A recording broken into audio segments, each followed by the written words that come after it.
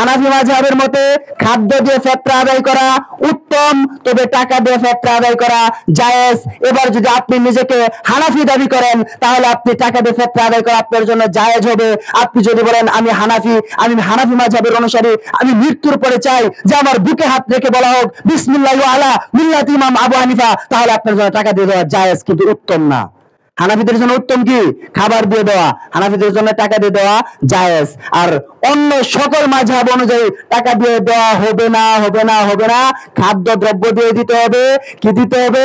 খাবার দিতে হবে, গম দিতে হবে, জব দিতে হবে, পনির দিতে হবে, কিশমিশ দিতে হবে, খেজুর দিতে হবে। কি পরিমাণ দিতে হবে? এক সা পরিমাণ। এক সার ব্যাখ্যা আছে 2 কেজি 40 গ্রাম থেকে 3 কেজি 3.5 কেজি পর্যন্ত।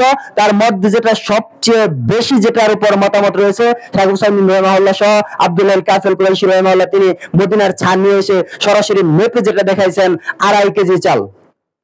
কত? মাথা পিছু 2.5 কেজি করে খাদ্য দ্রব্য দিতে হবে। কখন? ঈদুল ফিতরে যাওয়ার পূর্বে। এটা হচ্ছে ফজিলতপূর্ণ ওয়াক্ত। ঈদুল ফিতরের পূর্বে দেওয়া কি? ফজিলতপূর্ণ ওয়াক্ত। আর জায়েজ সময় হচ্ছে ইবনে ওমর থেকে যে হাদিস আসছে, জায়েজ সময় হচ্ছে ঈদুল ফিতরের 1 দিন কি 2 দিন আগে। 1 দিন কি 2 দিন আগে দেওয়া হচ্ছে জায়েজ।